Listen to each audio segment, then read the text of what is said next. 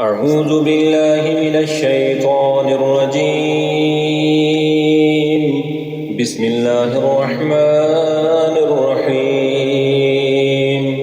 الحمد لله الذي أنزل على عبده الكتاب ولم يجعل له عوجا قيما لينذر بأسا شديدا من لدنه ويبشر المؤمنين الذين يعملون الصالحات أن لهم أجرا حسنا ماكثين فيه أبدا وينذر الذين قالوا اتخذ الله ولدا ما لهم به من علم ولا لآبائهم كبرت كلمة تخرج من أفواههم إن يقولون إلا كذبا فلعلك باخع نفسك على آثارهم إن لم يؤمنوا بهذا الحديث أسفا إنا جعلنا ما على الأرض زينة لها لنبلوهم أيهم أحسن عملا وإنا لجاعلون ما عليها صعيدا جرزا أم حسبت أن أصحاب الكهف والرقيم كانوا من آياتنا عجبا إذ أوى الفتية إلى الكهف فقالوا ربنا آتنا من لدنك رحمة وهيئ لنا من أمرنا رشدا فضربنا على آذانهم في الكهف سنين عددا ثم بعثناهم لنعلم أي الحزبين أحصى لما لبثوا أمدا نحن نقص عليك نبأهم بالحق إنهم فتية آمنوا بربهم وزدناهم هدى وربطنا على قلوبهم إذ قاموا فقالوا ربنا رب السماوات والأرض لن ندعو من دونه إلها لقد كنا إذا شططا هؤلاء قومنا اتخذوا من دونه آلهة لولا يأتون عليهم بسلطان بين فمن أظلم ممن افترى على الله كذبا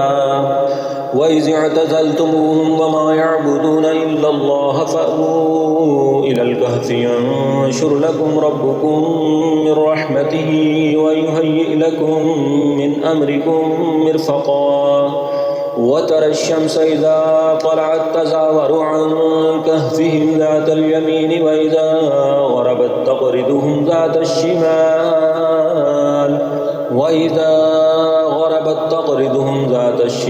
وهم في فجوة منه ذلك من آيات الله من يهد الله فهو المهتد ومن يضلل فلن تجد له وليا مرشدا وتحسبهم أيقاظا وهم رقود ونقلبهم ذات اليمين وذات الشمال وكلبهم باسط ذراعيه بالوصيد لو اطلعت عليهم لوليت منهم فرارا ولملئت منهم رعبا وكذلك بعثناهم ليتساءلوا بينهم قال قائل منهم كم لبثتم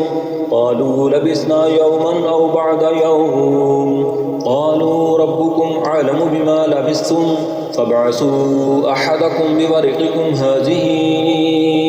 إلى المدينة فلينظر أيها أزكى طعاما فليأتكم برزق منه وليتلطف ولا يشعرن بكم أحدا إنهم إن يظهروا عليكم يرجموكم أو يعيدوكم في ملتهم ولن تفلحوا إذا أبدا وكذلك عثرنا عليهم ليعلموا أن أن وعد الله حق وأن الساعة لا ريب فيها إذ يتنازعون بينهم أمرهم فقالوا ابنوا عليهم بنيانا ربهم أعلم بهم قال الذين غلبوا على أمرهم لنتخذن عليهم مسجدا سيقولون ثلاثة رابعهم كلبهم ويقولون خمسة سادسهم كلبهم رجما بالغيب ويقولون سبعة وثامنهم كلبهم قل ربي أعلم بعدتهم ما يعلمهم إلا قليل فلا تمار فيهم إلا مراء ظاهرا ولا تستفت فيهم منهم أحدا ولا تقولن لشيء إني فاعل ذلك غدا إلا أن يشاء الله واذكر ربك إذا نسيت فقل عسى أن يهديني ربي لأقرب من هذا رشدا ولبثوا في كهفهم 300 سنين وازدادوا 9 قل الله أعلم بما لبثوا له غيب السماوات والأرض أبصر به وأسمع ما لهم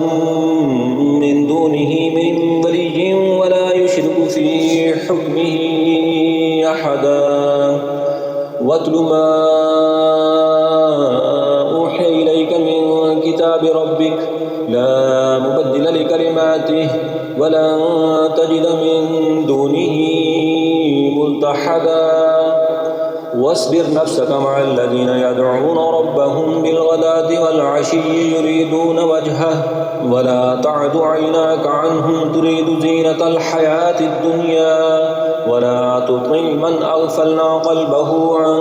ذكرنا واتبع هواه وكان أمره فرطا وقل الحق من ربكم فمن شاء فليؤمن ومن شاء فليكفر إنا أعتدنا للظالمين نارا أحاط بهم سرادقها وإن يستغيثوا يغاثوا بماء كالمهل يشوي الوجوه بئس الشراب وساءت مرتفقا إن الذين آمنوا وعملوا الصالحات إنا لا نضيع أجر من أحسن عملا أولئك لهم جنات عدن تجري من تحتهم الأنهار يحلون فيها من أساور من ذهب ويلبسون ثيابا خضرا من سندس واستبرق متكئين فيها على الأرائك نعم الثواب وحسنت مرتفقا واضرب لهم مثل الرجلين جعلنا لأحدهما جنتين من أعناب وحففناهما بنخل وجعلنا بينهما زرعا كلتا الجنتين آتت أكلها ولم تظلم منه شيئا وفجرنا خلالهما نهرا وكان له ثمر فقال لصاحبه وهو يحاوره أنا أكثر منك مالا وأعز نفرا ودخل جنته وهو ظالم لنفسه قال ما أظن أن تبيد هذه أبدا وما أظن الساعة قائمة ولئن رددت إلى ربي لأجدن خيرا منها منقلبا قال له صاحبه وهو يحاوره أكفرت بالذي خلقك من تراب ثم من نطفة ثم سواك رجلا لكن هو الله ربي ولا أشرك بربي أحدا ولولا إذ دخلت جنتك قلت ما شاء الله لا قوة إلا بالله إن ترني أنا أقل منك مالا وولدا فعسى ربي أن يؤتيني خيرا من جنتك ويرسل عليها حسبانا من السماء فتصبح صعيدا زلقا أو يصبح ماؤها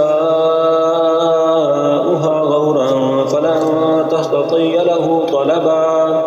وأحيط بثمره فأصبح يقلب كفيه على ما أنفق فيها وهي خاوية على عروشها ويقول يا ليتني لم أشرك بربي أحدا ولم تكن له فئة ينصرونه من دون الله وما كان منتصرا هنالك الولاية لله الحق هو خير ثوابا وخير عقبا واضرب لهم مثل الحياة الدنيا كماء إن أنزلناه من السماء فاختلط به نبات الأرض فأصبح حشيما تذروه الرياح وكان الله على كل شيء مقتدرا المال والبنون زينة الحياة الدنيا والباقيات الصالحات خير عند ربك ثوابا وخير أملا ويوم نسير الجبال وترى الأرض بارزة وحشرناهم فلم نغادر منهم أحدا ووردوا على ربك صفا لقد جئتمونا كما خلقناكم أول مرة بل زعمتم أن لن نجعل لكم موعدا ووضع الكتاب فترى المجرمين مشفقين مما فيه ويقولون يا ويلتنا ما لهذا الكتاب لا يغادر صغيرة ولا كبيرة إلا أحصاها ووجدوا ما عملوا حاضرا ولا يظلم ربك أحدا وإذ قلنا للملائكة اسجدوا لآدم فسجدوا إلا إبليس كان من الجن ففسق عن أمر ربه أفتتخذونه وذريته أولياء من دوني وهم لكم عدو بئس للظالمين بدلا ما أشهدتهم خلق السماوات والأرض ولا خلق أنفسهم وما كنت متخذ المضلين عددا ويوم يقول نادوا شركائي الذين زعمتم فدعوهم فلم يستجيبوا لهم وجعلنا بينهم موبقا ورأى المجرمون النار فظنوا أنهم واقعوها ولم يجدوا عنها مصرفا ولقد صرفنا في هذا القرآن للناس من كل مثل وكان الإنسان أكثر شيء جدلا وما منع الناس أن يؤمنوا إذ جاءهم الهدى ويستغفروا ربهم إلا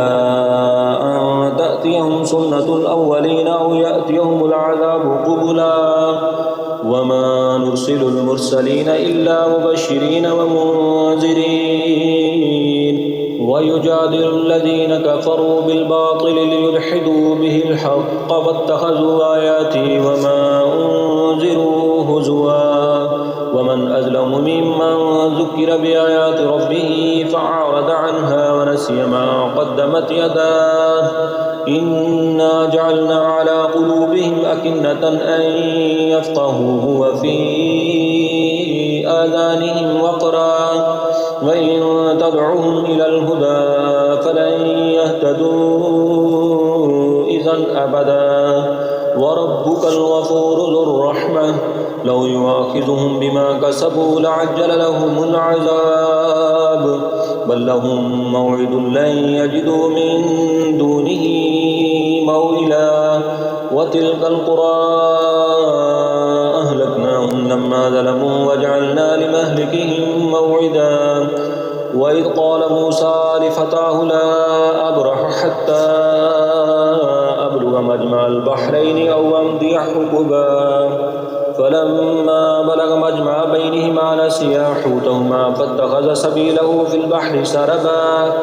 فلما جاوز قال لفتاه آتنا غداءنا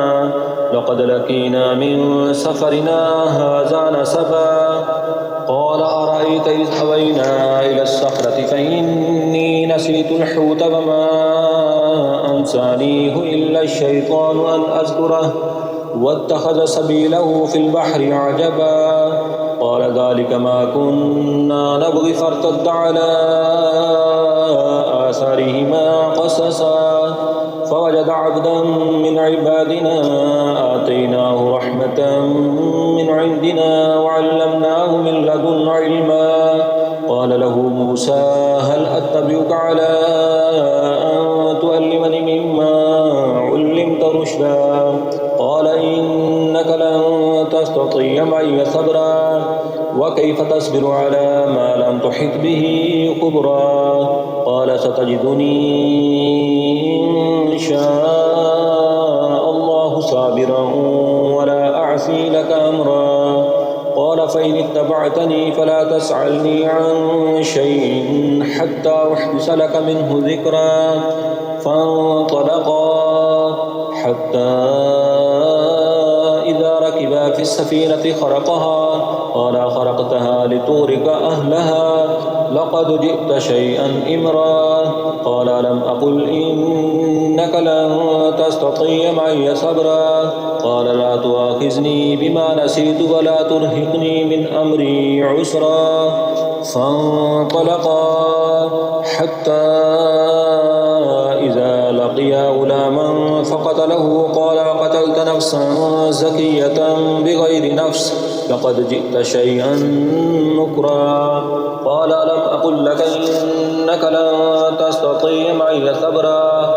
قال إن سألتك عن شيء بعدها فلا تصاحبني قد بلغت من لدني عذرا فانطلقا حتى إذا أتيا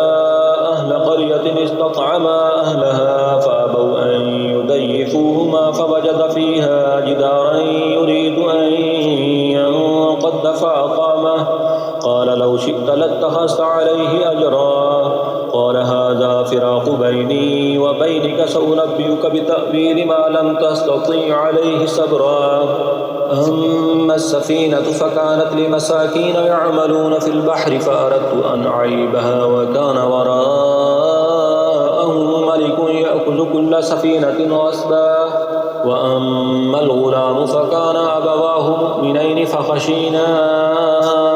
أن يرهقهما طغيانا وكفرا فأردنا أن يبدلهما ربهما خيرا منه زكاة وأقرب رحما وأما الجدار فكان لغلامين يتيمين في المدينة وكان تحته كنز لهما وكان أبوهما صالحا فأراد ربك أن يبلغا أشدهما ويستخرجا كنزهما رحمة من ربك وما فعلته عن أمري ذلك تأويل ما لم تستطع عليه صبرا ويسألونك عن ذي القرنين قل سأتلو عليكم منه ذكرا إنا مكنا له في الأرض وآتيناه من كل شيء سببا فأتبع سببا حتى إذا بلغ مغرب الشمس وجدها تغرب في عين حمية ووجد عندها قوما قلنا يا ذا القرنين إما أن تعذب وإما أن تتخذ فيهم حسنا قال أما من ظلم فسوف نعذبه ثم يرد إلى ربه فيعذبه عذابا نكرا وأما من آمن وعمل صالحا فله جزاء الحسنى وسنقول له من أمرنا يسرا ثم أتبع سببا حتى إذا بلغ مطلع الشمس فوجدها تطلع على قوم لم نجعل لهم من دونها سترا كذلك وقد أحطنا بما لديه خبرا ثم أتبع سببا حتى إذا بلغ بين السدين فوجد من دونهما قوما لا يكادون يفقهون قولا قالوا يا ذا القرنين إن يعجوج ومعجوج مفسدون في الأرض فهل نجعل لك خرجا على أن تجعل بيننا وبينهم سدا قال ما مكني فيه ربي خير فاعينوني بقوة أجعل بينكم وبينهم ردما آتوني زبر الحديد حتى إذا ساوى بين الصدفين قال انفخوا حتى إذا جعله نارا قال آتوني أفرغ عليه قطرا فما استطاعوا أن يظهروه وما استطاعوا له نقبا قال هذا رحمة من ربي فإذا جاء وعد ربي جعله دكا وكان وعد ربي حقا وتركنا بعضهم يومئذ يموج في بعض ونفخ في الصور فجمعناهم جمعا وعرضنا جهنم يومئذ للكافرين عرضا الذين كانت أعينهم في غطاء عن ذكري وكانوا لا يستطيعون سمعا أفحسب الذين كفروا أن يتخذوا عبادي من دوني أولياء إنا أعتدنا جهنم للكافرين نزلا قل هل ننبئكم بالأخسرين أعمالا الذين ضل سعيهم في الحياة الدنيا وهم يحسبون أنهم يحسنون صنعا أولئك الذين كفروا بآيات ربهم ولقائه فحبطت أعمالهم فلا نقيم لهم يوم القيامة وزنا ذلك جزاؤهم جهنم بما كفروا واتخذوا آياتي ورسلي هزوا إن الذين آمنوا وعملوا الصالحات كانت لهم جنات الفردوس نزلا خالدين فيها لا يبغون عنها حبلا قل لو كان البحر مدادا لكلمات ربي لنفد البحر قبل أن تنفد كلمات ربي ولو جئنا بمثله مددا قل إنما أنا بشر مثلكم يوحى إلي أنما إلهكم إله واحد فمن كان يرجو لقاء ربه فليعمل عملا صالحا ولا يشرك بعبادة ربه أحدا